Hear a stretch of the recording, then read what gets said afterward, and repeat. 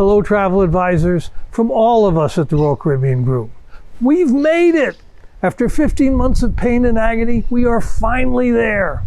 For so long, I've talked about the light at the end of the tunnel. Now we're emerging from the tunnel and we can look at a very bright day. We can now state with a high level of confidence that ships from the Royal Caribbean Group will be operating out of U.S. ports as early as next month. Next month. It feels so good to be saying those words. Let me update you on all that's happened since my last message.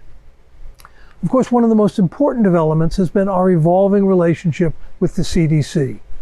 It's no secret that we were disappointed with many of their initial rules for restarting. However, over the past weeks, that level of dialogue has improved 1,000%.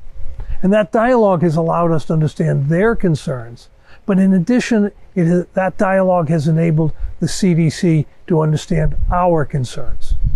It has also enabled the CDC to review so much helpful data that we have acquired from our sailings abroad. In the 16th century, Sir Francis Bacon said that knowledge is power, and the knowledge that has gotten us here is the science about this disease. That knowledge has given us the tools to corral this pandemic and to ensure that a cruise ship can be as safe or safer than your local community. As a result, the CDC has now clarified and updated their rules to allow us to start sailing from U.S. ports. Last week, we formally submitted our request for sailing authorization to the CDC. We're hopeful that they will issue that permission shortly. Now, several developments had led to this wonderful situation. Obviously, the widespread administration of vaccines has proven to be the game changer that we had hoped. And our positive, constructive dialogue with the CDC has borne fruit. Carefully, methodically, we've worked with the CDC and other health authorities to get to a good place.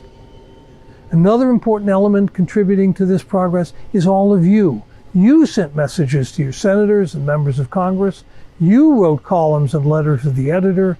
You used your social media channels to spread the word in general. You spoke up on behalf of treating cruises like other areas, and the world listened.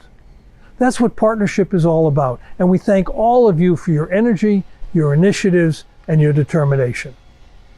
Now let me tell you a bit about the specifics of our restart. Under any scenario, we intend to vaccinate all of our crew. That process has already started, and we expect that essentially 100% of crew members will have received their vaccines before the cruise starts in the U.S. The CDC has specified two different structures for sailing from the U.S. The first alternative structure is where virtually all the guests are vaccinated. There will be some exceptions, such as people who can't get the shot for medical reasons or religious reasons. Smaller children also can't get the shot today. However, under any scenario, everybody who's eligible for the vaccine will be vaccinated. And we will limit the number of people who can't so that 95% or more of the guests will be vaccinated. We expect that Celebrity and Silverseas will both follow this structure. Now, Royal Caribbean International is likely to take a somewhat different route. Like our other brands, everyone who's eligible for vaccine will be expected to have one. However, children under 12 can't yet get the shot, and Royal Caribbean International carries a lot of families. Families are important to us, and as the father of 4 wonderful children and 7 extraordinary grandkids, I understand the importance of family travel. Of course, I do also understand that you don't always want the kids with you, but that's another story we don't need to talk about here. In any event, on these cruises, we may not reach the 95% threshold, but even here, the vast majority will be vaccinated. Now, I'm often asked whether the cruises will be like cruises were before the pandemic, or will they have so many restrictions that they interfere with the cruise experience? Until now, I haven't been able to answer that question because we just didn't know. But the fog is lifting, and today we have a pretty good sense and a pretty encouraging sense. As we restart, there will be some more restrictions than before, but we expect they will be temporary and similar to what we've all become used to on land. For example, we will still have our wonderful buffets, But instead of picking up the tongs yourself, a waiter will handle the tongs for you. We're optimistic that masks won't be required anywhere if you're vaccinated, and since most people will be, this also should be of minimal impact. There will be some areas where social distancing will be required, but the ships will start with lower occupancy, so there actually should just be a greater sense of space. And we're proud of the fact that our ships have always had a particularly good spaciousness, so this will just enhance that, but again, only for a little while. The biggest changes will really be behind the scenes, things like upgraded air conditioning system, enhanced cleaning, etc. And again, this is all evolving quickly and will change as we keep learning. Another question I'm frequently asked is, how will shore excursions operate? Destinations are an important part of the cruise experience, and we want to make sure that our guests don't miss out on that aspect of the cruise either. So we will offer shore excursions where the operator abides by hygiene and other precautions that meet our standards.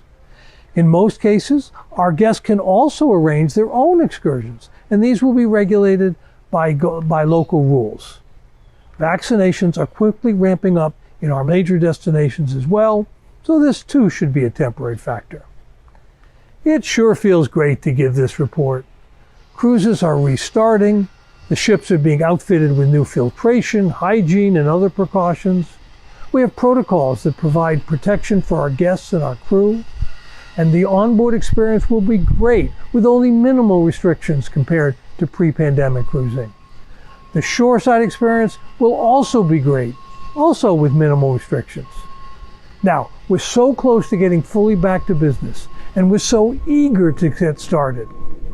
As you've heard me say, and as you know from your own experience, pent-up demand for cruising is enormous. Now's the time for you to really mine your databases.